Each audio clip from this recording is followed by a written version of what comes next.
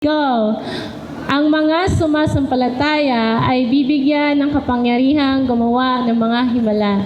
Sa pangalan ko'y magpapalaya sila ng mga demonyo at magsasalita ng iba't ibang wika. Hindi sila mapapahamak kahit dumampot sila ng ahas o makainom ng lason at gagaling ang mga may sakit na papatungan nila ng kamay. Verse 19. 18. Okay, thank you. Makakaupo na po ang lahat.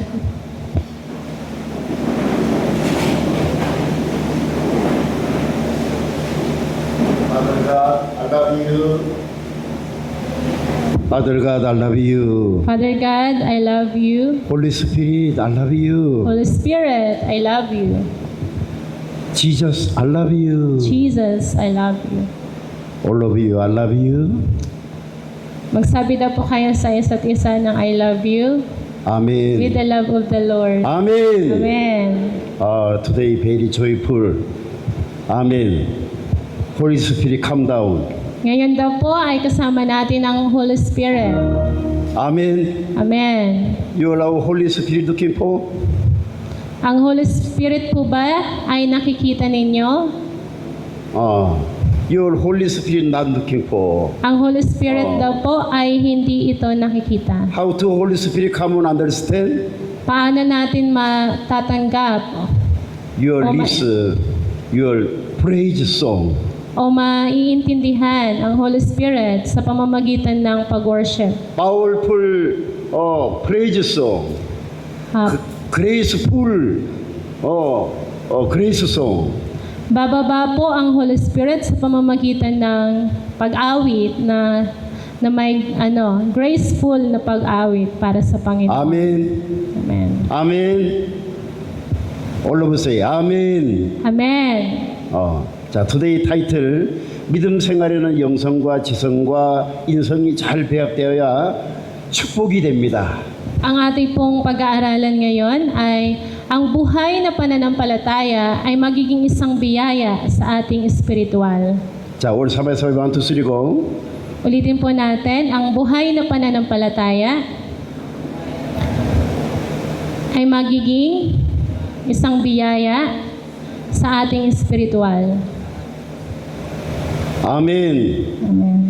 성경 보면 마가복음 16장 17절 18절에 보니까 믿는 자들에게는 이런 표적이 따르리니 곧 저희가 내 이름으로 귀신을 쫓아내며 새 방언을 말하며 18절에 뱀을 집으며 무슨 독을 마실지라도 해를 받지 아니하며 병든 자에게 손을 얹은즉 나으리라.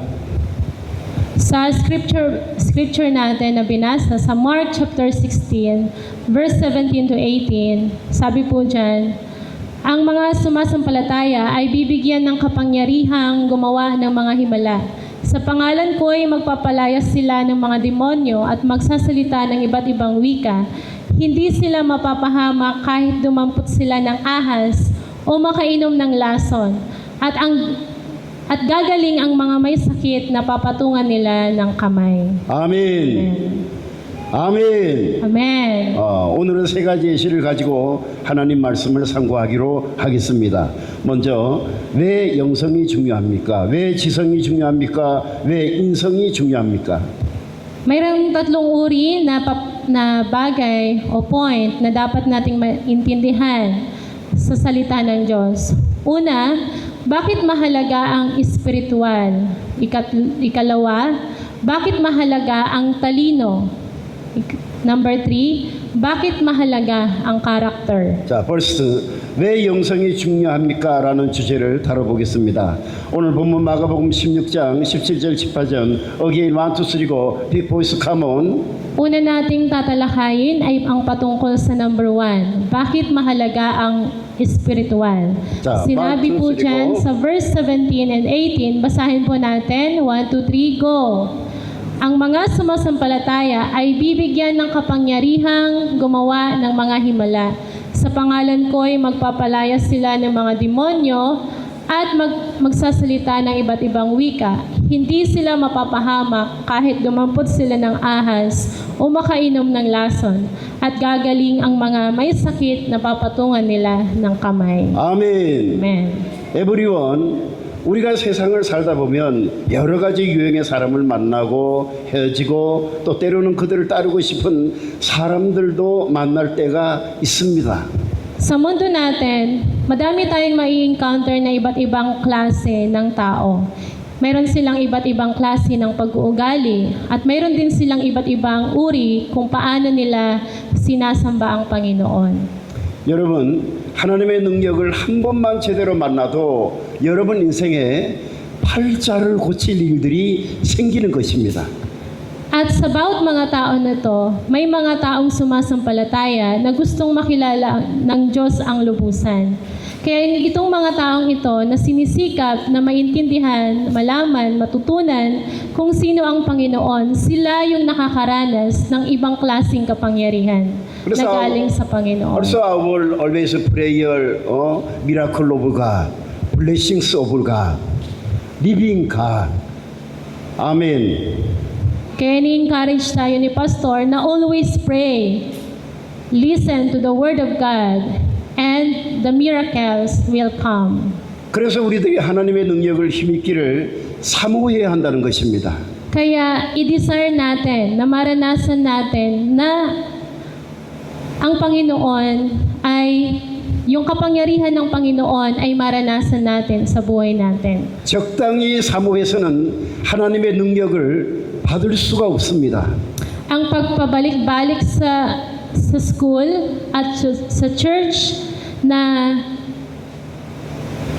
hindi mo dinidesire ang masikap na malaman at matutunan kung ano ang salita ng Diyos ay hindi sapat.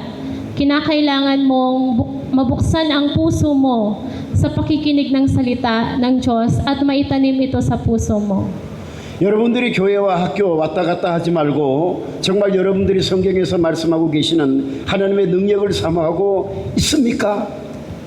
여러분들에게 정말 성령의 능력이 부어지면 새 방언을 말하게 된다는 것입니다. Dinidesire mo ba na maintindihan kung ano yung Bible ng maigi, kung ano ang Panginoon ng maigi? Dinidesire ba yan ng puso mo?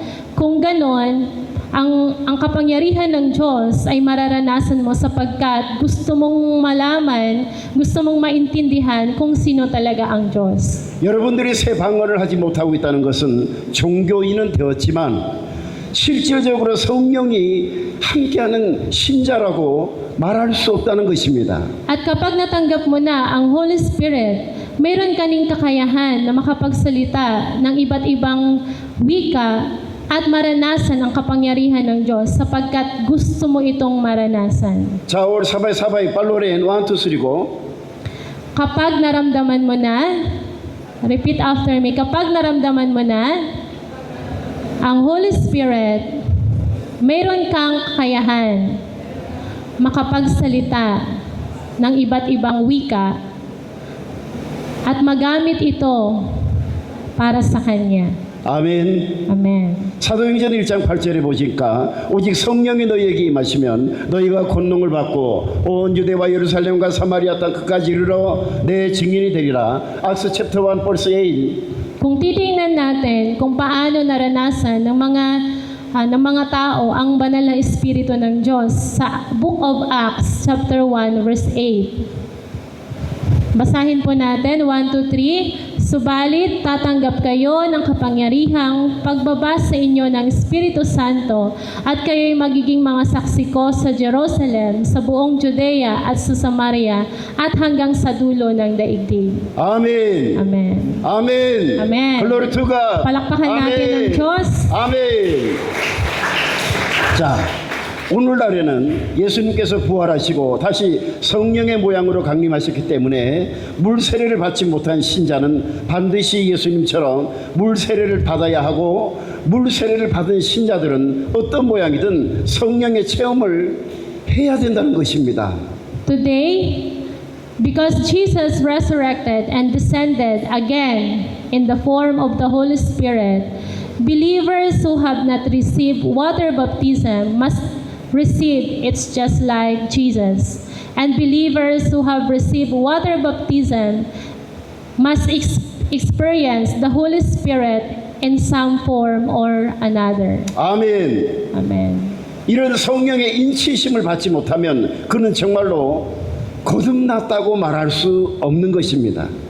Kapag hindi natin natanggap ang Holy Spirit, wala pa tayong silyo na galing sa Holy Spirit at mahihirapan tayong mabago yung buhay natin, yung pag-uugali natin kasi hindi pa natin natatanggap ang Holy Spirit. Born again no more. How to you're going to heaven? Kapag hindi tayo na born again, ibig sabihin yung pinanganak muli, yung tinanggap mo ang Holy Spirit at magkakaroon ka ng transformation sa buhay mo, yung pag-uugali mo, yung character mo, ay mahihirapan ka nitong makapunta sa langit kapag hindi mo natanggap ang Holy Spirit. 성령의 능력을 받으면 신앙이 담대해지는 것입니다. When you receive the power of the Holy Spirit, your faith becomes bold. 아멘. Amen. 영혼들이 불쌍히 보이게 되고 병자를 위해서 기도해주고 싶은 마음도 생깁니다. At kapag nagsimula ka ng tanggapin ang Holy Spirit, magkakaroon ka na nito ng compassion sa iba. Maaawa ka na sa iba. At yung puso mo ay magiging bukas para sa kanila. 친구의 아픔과 슬픔을 위로해주고 싶은 마음이 영성이 나타나고 누구보다 교회와 골방에서 기도하게 되고 성경을 읽게 되고 지은 죄를 회개하게 된다는 것입니다. At kapag ito na ay hinahanap-hanap mo ang Holy Spirit, nararamdaman mo na din ang nararamdaman ng kaklase mo o ng mga kaibigan mo kung sila ay nasa pain o nasa suffering. 아멘. Amen. So also our member always your dependence pray, your sin dependence prayer very very important. 아멘. At kahit natanggap mo na ang Holy Spirit, huwag mong kalimutan ang patuloy na mag-repent, magsisi sa mga kasalanan na ating nagagawa. 그리고 교회를 깨끗하게 관리하고 싶은 마음이 생기고 예배 중심적인 신자가 되고 말씀을 사모하게 된다는 것입니다. At patuloy tayong pumunta sa simbahan, alalahanin ang Panginoon, at doon tayo mag-worship sa Kanya. At patuloy na ang ating buhay, ang ating soul, ay patuloy na magkaroon ng matibay na pakikipagrelasyon sa Diyos. 이런 체험이 없는 한 여러분들은 거듭났다고 말할 수가 없다는 것입니다. At hanggat hindi mo ito nararamdaman, hindi mo maiintindihan kung ano ang Holy Spirit. Sapagkat hindi mo na-experience ang ganong bagay. 여러분들이 거듭나지 못하면 하나님 나라를 볼 수가 없다는 것입니다. If you are not born again, you cannot see the kingdom of God. Amen. 아멘. 예수님의 경고를 보십시오. 요한복음 3장 3절에 예수께서 대답하여 가라사대 진실로 진실로 내게 이르노니 사람이 거듭나지 아니하면 하나님 나라를 볼 수 없느니라. At si Jesus ay nag-warning sa book of John chapter 3 verse 3, sumagot si Jesus, tandaan mo ang sinasabi kong ito, malibang ipanganak na muli ang isang tao, hindi niya makikita ang paghahari ng Diyos. Born again spirit no more. How to kingdom of heaven your eyes looking for. Spiritual eyes looking for. Kung hindi mabuborn again ang ating spirit, mahihirapan tayong makapunta sa langit.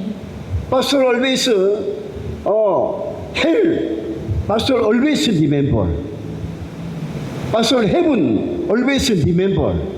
Si Pastor Jong ay iniisip niya palagi ang langit at ang impyerno. 하나님의 나라를 볼 수 없다는 것은 하나님의 나라에 들어갈 수 없다는 것으로 해석해야 한다는 것입니다. Sapagkat ang mga taong hindi nag-iisip kung ano ang langit at ang impyerno, ito yung mga taong walang direksyon ang kanilang mga buhay. 하나님의 나라에 들어갈 수 없으니 당연히 볼 수 없지요.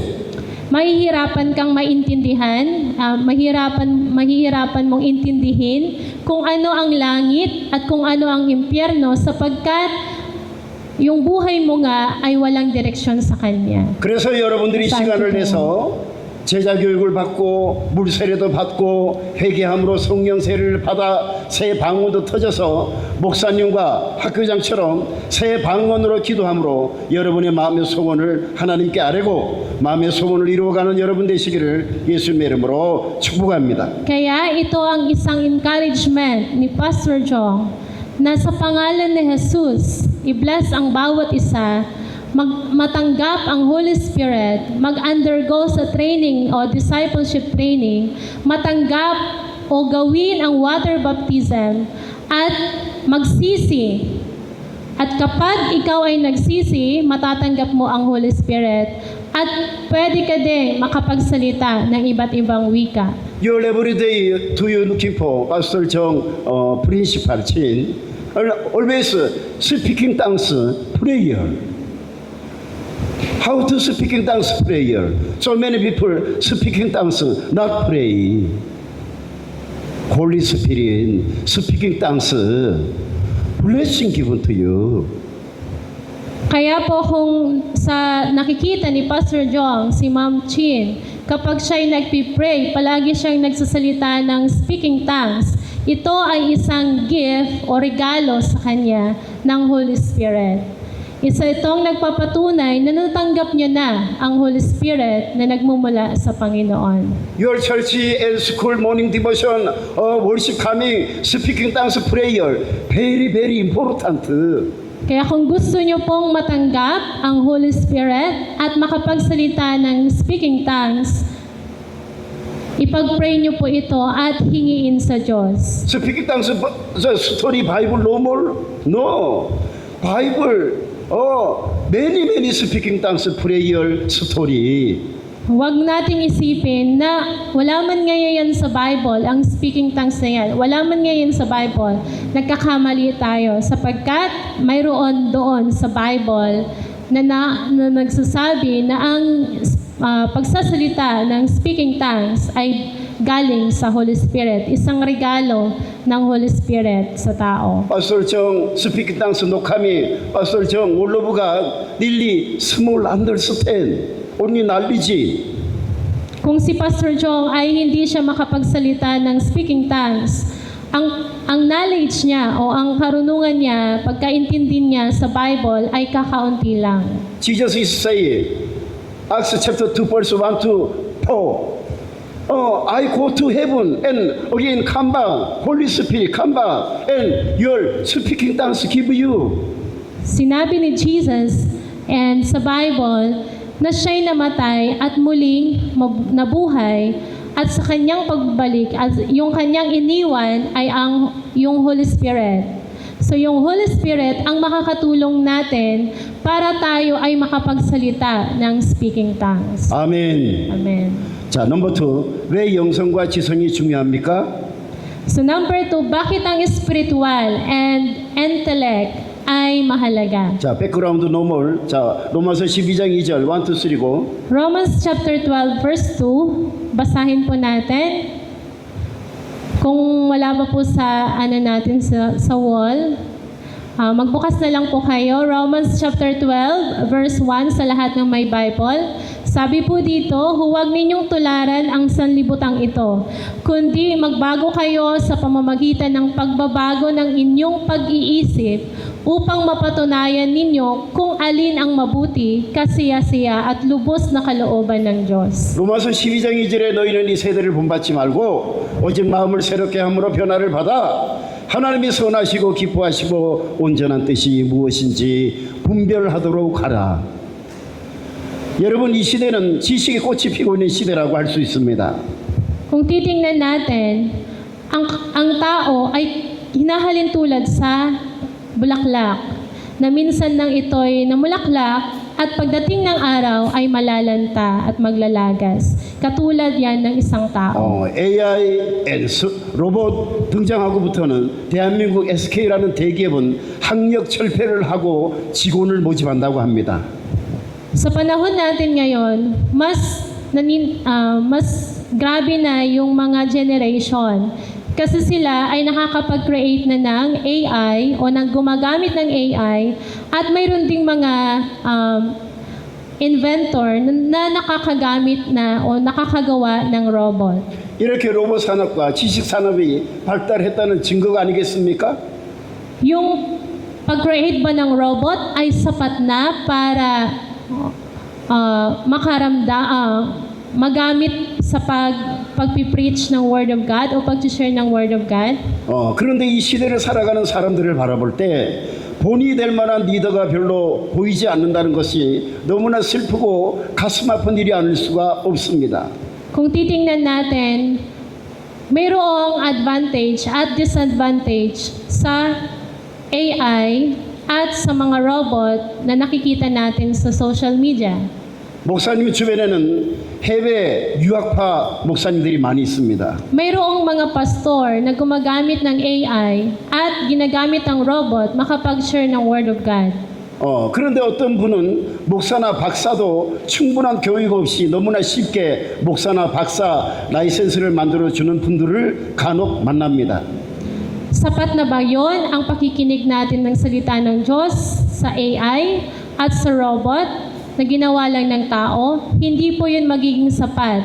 At dahil doon, may mga pastor na gustong gumamit ng AI at gumawa ng robot para lamang sila ay makareceive ng lisensya. 여러분들 주변에 혹시 그런 목사님 없습니까?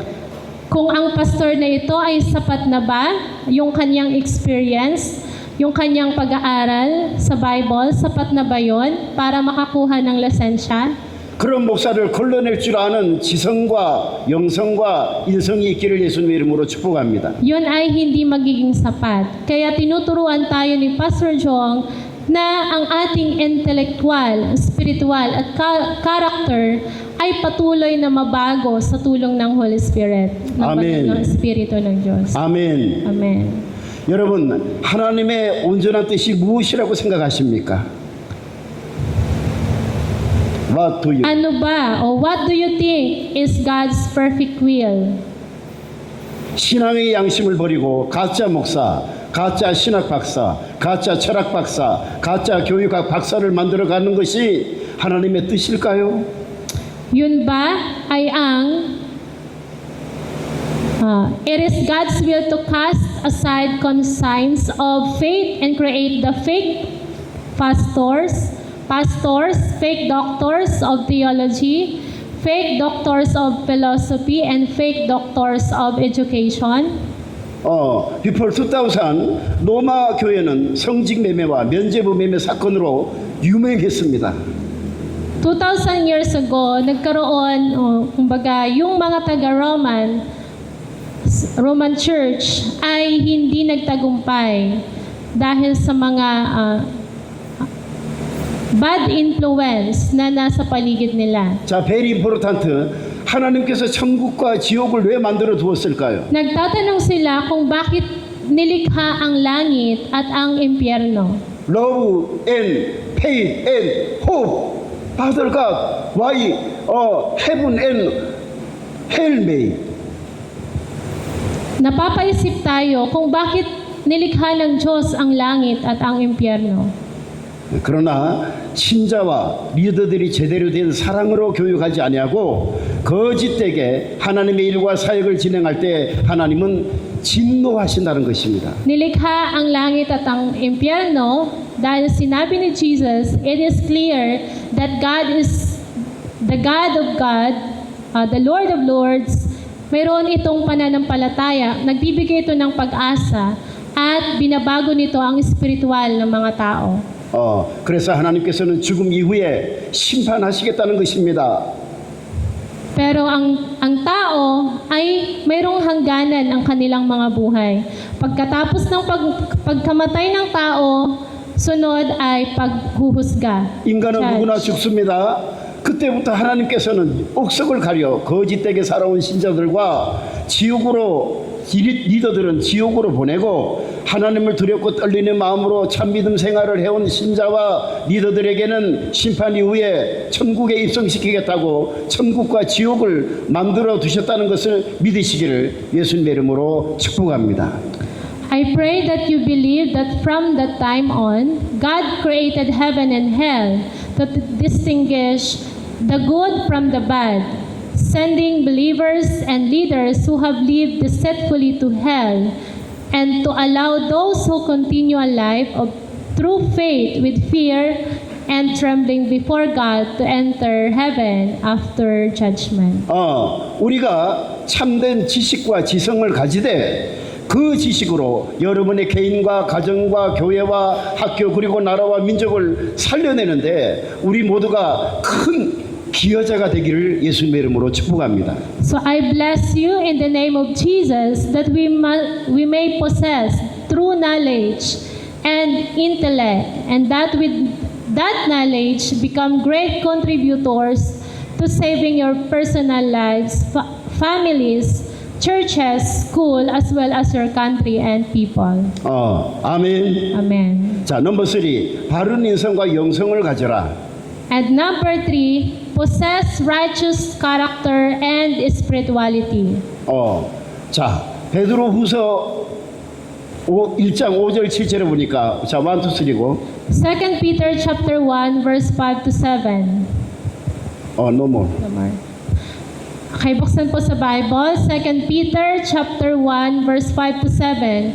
At dahil dito, gawin ninyo ang lahat ng inyong makakaya na tustusan ang inyong pananampalataya ng kabutihan, ang kabutihan ng kaalaman, ang kaalaman ng pagpipigil, ang pagpipigil ng pagtitiis, ang pagtitiis ng pagiging makadiyos, ang pagiging makadiyos ng pagmamahal sa kapatid, at ang pagmamahal sa kapatid ng pag-ibig. Jesus is like this talk to you.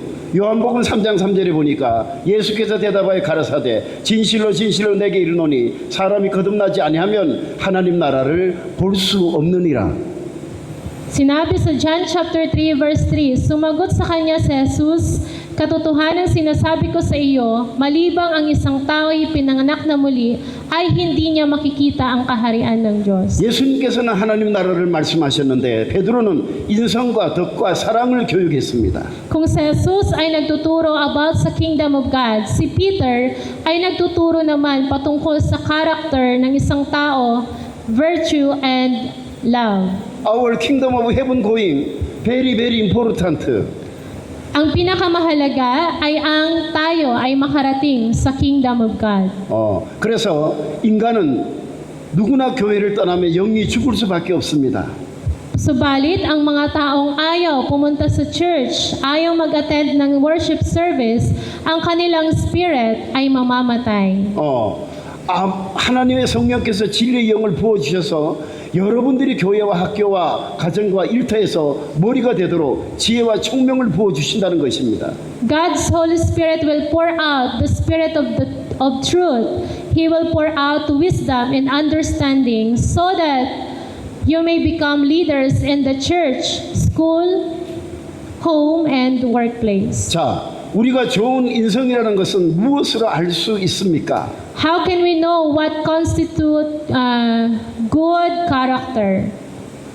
교회와 학교 내에서 신구약 성경에서 가르치는 대로 실천하기만 하면 좋은 인성이 됩니다.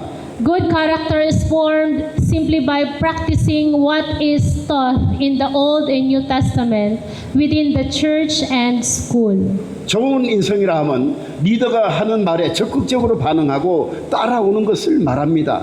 And good character means actively responding to and following what the leader says. There are far too many cases with people who study a lot yet fail to create blessing in their lives. 자, 공부를 많이 하고 복을 만들지 못하는 사람들이 많이 있습니다.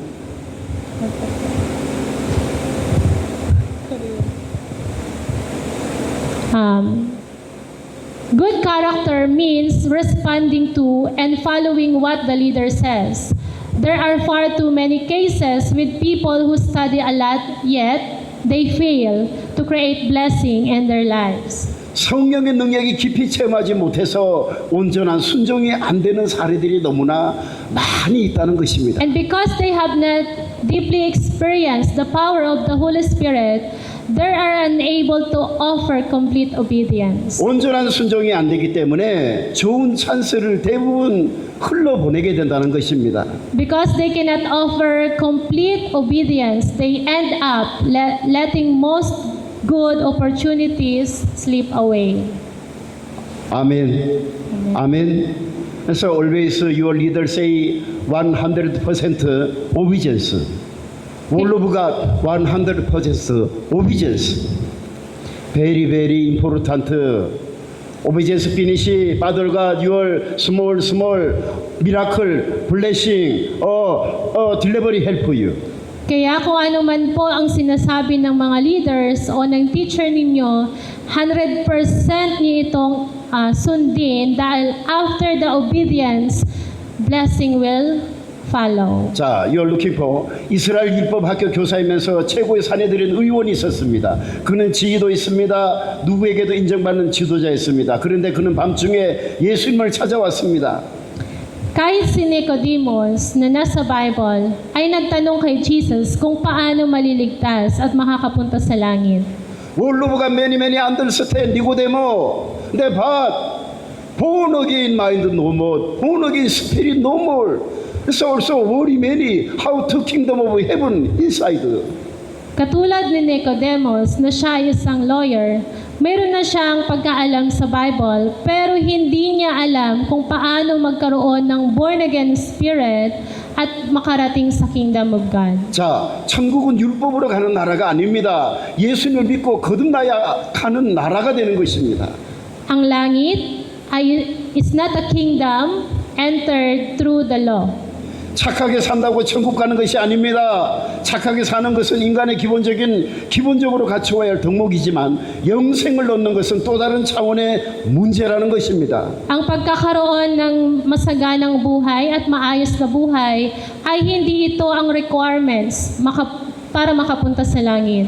그래서 지저스 이스세이 영생을 얻으려면 물과 성령으로 거듭나야 한다는 것입니다. At para makapunta sa langit, you need to obtain eternal life at magkaroon na born again into water and the Spirit. 물 세례도 받고 성령 세례도 받아야 한다는 것입니다.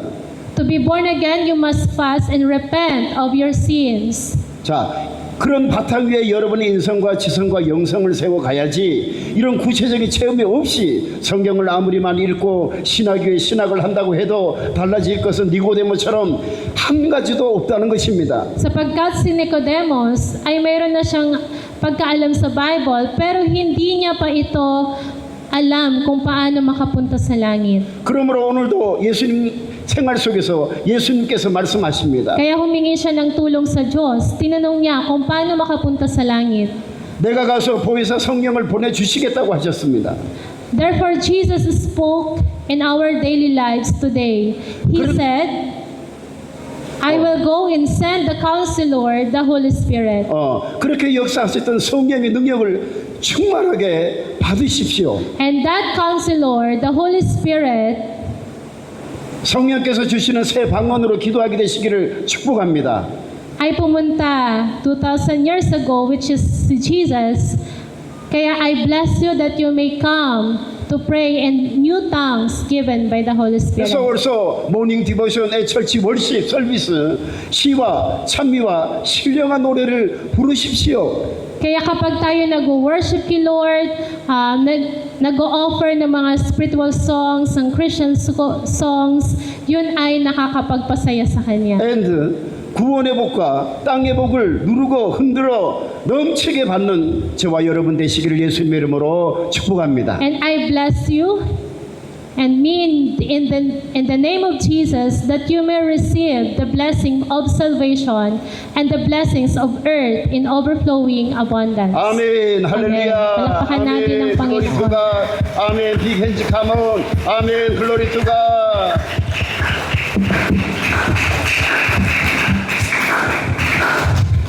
Thank you, Pastor Jong. Sige po, tayong lahat ay tumayo. Let us pray.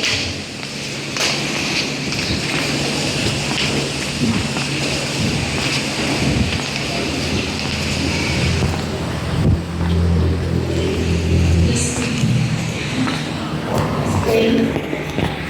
Close your eyes. Pasalamat ka sa Diyos. Lord Jesus, we come to you once again this morning.